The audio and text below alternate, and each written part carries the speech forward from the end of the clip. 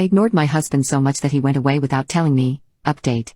I want to start this out by saying that a lot of questions have been answered since Harry came home yesterday evening. The main one being that he did use the second ticket, but for his sister. For the last few days, Harry's friend has been living with me and helping me through this. One way was that he scheduled a couples and individual counselor for Harry and I. I have also been calling my mom every day since the 13th, and with the one counseling session, Harry's friend, and my mom all giving me the same advice, I scheduled an early maternity leave with a slight bonus to each paycheck, because of all my overtime and unpaid help. I officially leave work in 4 days. Back to yesterday, Harry's friend went to pick Harry up and sent me photos of who he was with as reassurance that it was his sister, Tiff. When they arrived, I'd prepared dinner and cleaned the downstairs of our home so that we could have a civilized conversation without hunger or distractions to stop us. Harry looked extremely tired and he seemed to be on the verge of crying the moment I opened the door to them all. I was incredibly patient for the sole reason of being able to get through this discussion in one piece, and so when Harry wouldn't speak, I let Tiff explain why she had gone with him. Tiff is a lovely lady who helped me through the few months before my pregnancy. However, Harry didn't stay in close contact with her and I lost touch when the work project started. Because of this, she had no clue about anything going on until Harry called her and said that he had a spare ticket to Ireland. At first, she was reluctant since she knew that I was pregnant, and so she tried to ask why he would leave and if I was with someone who could care for me. Eventually, Harry snapped and told her the real reason of why he was going away, and so she joined him to make sure that he knew it was wrong, but also to help him through all the emotions that he was feeling. She was the reason that Harry came back to me. If she hadn't have gone with him, then Harry admitted that he might have moved to central London or a small village in the countryside to hide from this. It took everything in me not to cry when she admitted that, and I could clearly see the shame on Harry's face. I'm not going to recite everything word for word, and so I'll quickly clear up some things. 1. Harry did use the backup savings account like I thought to pay for the tickets. 2. The reason that Harry's friend didn't see who the other ticket was for, was because once they had found the tickets, Harry's friend went to bed. 3. Tiff was by Harry's side the entire holiday in Ireland and confirmed without a doubt that this wasn't to find a fling. They spent most of the days in the cheapest hotel room possible in silence before Harry started talking about everything. 4. When we met and married, Harry was a loving, hard-working, job-having man whose only dream was to have a wonderful family, and then retired to one of those cute stone villages in the south of England. After an hour, Harry finally spoke up. Tiff and Harry's friend went into the living room, but I never realized how strange it would feel to be with Harry again. He confessed that he'd stopped loving me a month into my pregnancy. It wasn't to do with the fact that I was sick all the time, dirty as a mole, or wouldn't stop talking about the baby. He just didn't have a reason. Since he couldn't think of why he stopped loving me, he assumed that the love would come back in no time, that maybe it was some delusion caused by the stress of a baby on the way. Over time that love didn't come back and he started feeling incredibly guilty and alone with it all, which is when he got fired from his job.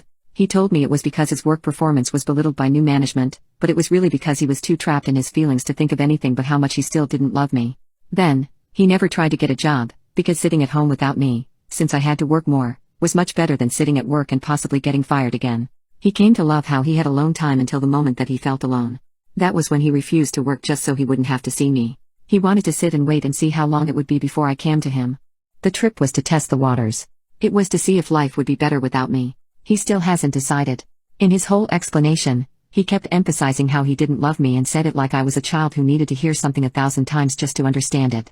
He never apologized. In a rough way, I was shocked, distraught. If you have a word to describe that awful emotion, then I felt it. I cried, I shouted, I cried again, and we sat in silence until I could talk. Then I told him how I could never trust him again. How could I possibly trust him not to walk out on me or the baby? How could I trust him to tell me these things or explain his emotions or to see the story from both sides? How could I possibly work myself dry again for an unloving husband? And so I made the decision for him. We would go to couples counseling, not to be a better couple, but just to understand each other and learn to communicate properly while together and to other people. No matter what, our lives would always involve each other because of the marriage and baby, and so we need to be able to talk.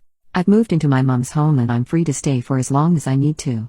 My mom is helping me to make the spare room into a nursery and is being the most amazing, supportive, incredible mom anybody could be.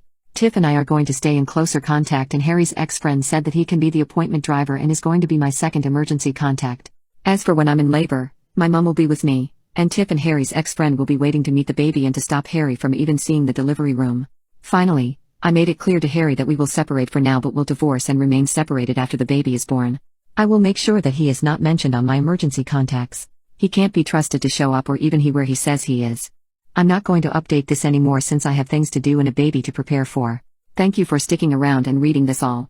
My wife was in a coma, so I read her diary for comfort. I deeply regret it, and now I can't look at her the same. My wife was in a bad accident a few months ago that resulted in her being in an 8-day coma.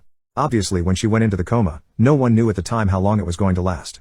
I was envisioning months, if not years, before she would ever wake up. If she ever did. It truly felt like I had lost her already. I was destroyed with grief and the weight of all the uncertainty. Every day that passed with no good news further plunged me into despair. We have been married for 10 years. We have traveled the world together. We are truly each other's best friend. I was seriously considering ending my life if they told me she was brain dead or just wouldn't come back from it. One night, I was in our bedroom and really going through it. It was probably the 5th or 6th day. I was emotionally and physically exhausted and drained from it all. Another day of no good news. I was laying on her side of the bed because it still smelled like her and it was comforting to me. She used to put on lotion at night before we got into bed, so I opened her nightstand drawer to get the bottle and saw her diary there. I have never gone through her things or her diary before, but that night I just wanted some piece of her. I don't know why I didn't just reread our old texts or something. I wasn't really thinking too logically. It's not an excuse, but it is what it is. I began to read her diary. She didn't write every day, so sometimes entries could be days or months apart. This diary was started about 3 years ago. Very quickly I realized that almost all of the entries were angry ones. Angry about female friends or social media followers. Long paragraphs about how they were home wreckers and ugly, or talentless, or some other negative trait.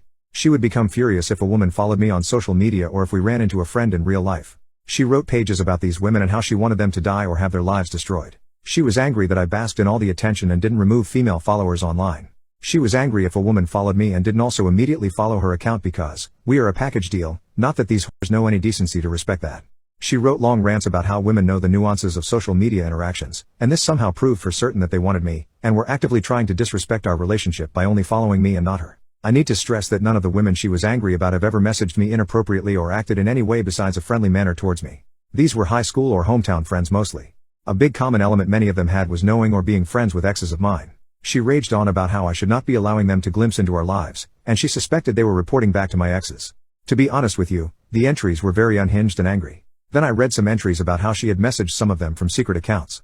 I am summarizing here, but basically over the course of 12 years she has messaged and harassed several women, and subtly accused them of trying to sleep with me or disrespect our relationship. She pretended to be an anonymous person from our hometown, and would tell them things like, I heard XYZ talking about you and they told my wife's name, and my name, that you were obsessed with me, and just weird manipulative crap that would result in the person deleting me, without ever telling me why. Like we're talking years of this. Any new person who added me and not her was immediately a problem, and she made sure they knew it somehow in a way that would never blow back on her, but still got them away from me. So much made sense. Friends who had ghosted me over the years. People who blocked me. People who didn't say hi in public anymore. It's not like hundreds of people, but definitely 10 to 15 who I just never understood what happened. I would mention these things to her, and she would seem comforting and try to reassure me and then ask innocently if maybe they had a thing for me. Always non-threateningly. Always saying something like, yeah, I've had some guy friends who did that. It turned out they were jealous of our relationship. I had to cut them off. It's just not appropriate to have them around knowing their intentions were not purely platonic. I never suspected anything. I just accepted everything she told me as plausible and even thought to myself how graceful she was in light of it. I'm not even covering half the stuff in the diary. Just blatant manipulations of other people in their lives, people she got fired by digging up dirt, literally nothing crazy, maybe a Facebook comment someone made about doing substances, and sending it to their jobs. There were some normal entries. Basically things like trips we took and how much she loves me. Absolute night and day. She woke up from the coma days later, but had some mobility issues that are now mostly hammered out. I couldn't do anything. For months I've had to be the supportive loving husband she knew before the accident. I've supported her through her entire recovery. I have had to act like I don't know any of this. All the while living with dread whenever someone adds me. I immediately remove them as a follower. I don't know where to go from here. If I'll ever actually confront her. I would like to think I'd have the stones to do it, but honestly, I doubt it. Thanks for listening. After I saw my abusive ex-boyfriend was attending my friend's wedding, I bailed and I feel awful for not telling anyone. I received the online save the date and of course replied yes. Then I was scrolling through the guest book and saw my ex's name. When I saw his enthusiastic reply of yes, my heart figuratively stopped, I felt cold inside, and I started hyperventilating. For a little background, this man abused me for months, isolated me from my friends and family, used me for money and love-making, and then cheated on me. He made me feel crazy for confronting him about his substance use, about the girls hanging around him. I eventually stopped asking him because I wanted to keep him happy. When he moved away for a few months and we were long distance, he had friends that would report back to him if I went out with friends. He would confront me on our Skype chats about me being out with guy friends unchaperoned, and would forbid me to go out without a chaperone. I eventually caved and didn't go out with any of my friends unless they were the girls he knew or had just stayed home. I lost contact with many friends and my family.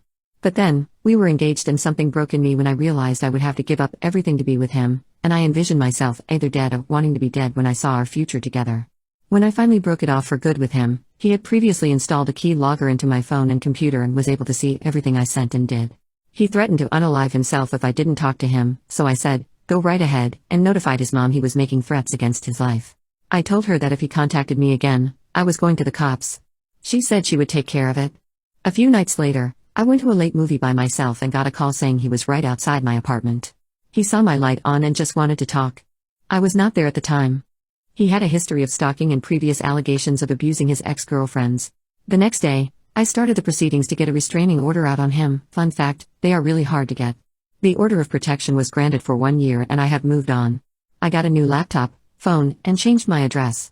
He was blocked on Facebook and I deleted all of our mutual Facebook friends so they couldn't report back to him on me. So back to now. Seeing him RSVP to a mutual friend's wedding threw me off kilter.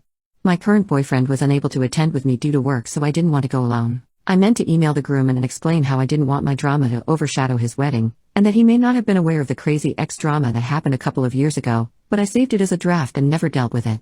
I pushed it back to my mind and was focusing on work and school.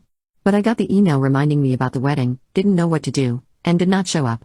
I sent the newly married couple an Amazon package from their wedding registry with my apologies and offers to take them out to dinner after their honeymoon, but I don't know how to ask him now. How do I bring this up to the groom? How do I explain why I didn't reply and why I didn't show up? Do I go into detail about the horrible things my ex did? Do I show them a copy of the restraining order? Do I just continue to ignore and later message the groom to just take them out for dinner? Update: so I took the advice of some to call my friend rather than an impersonal email or Facebook message and left a nice voicemail offering to take him and his wife to dinner and apologizing for missing their wedding. He called back and squeezed me in their packed schedule before they leave for their honeymoon. I saw them last night for dinner. I gave them hugs and apologized again for missing their wedding. The groom said he vaguely remembered the bad breakup and the restraining order, but said he thought enough time had passed because the order of protection had expired. He also said they sent out the invites and saved the dates in waves and the ex and I were in different waves. He said he thought we could put aside our issues for one day for his special day. He said he had invited family members that didn't get along with one another with the expectations that everyone could put aside their issues for his wedding. I told him I didn't want to see the ex ever again, especially being alone at the wedding, and wasn't comfortable at all attending. My friend acknowledged this, and then we had a good dinner and caught up since our college days. They confirmed they had received my many gifts the day after their wedding. Then they said the ex had RSVP'd and volunteered to be the sound guy, MC and sound system, but did not show up. My friend had to man the sound system on his own wedding day. The groom and bride said they would have rather me show up than the ex. We have plans for me to see their house when they return from their honeymoon and hang out more frequently. They have an incredible collection of board games. It was a great dinner. Thank you again to everyone for the advice.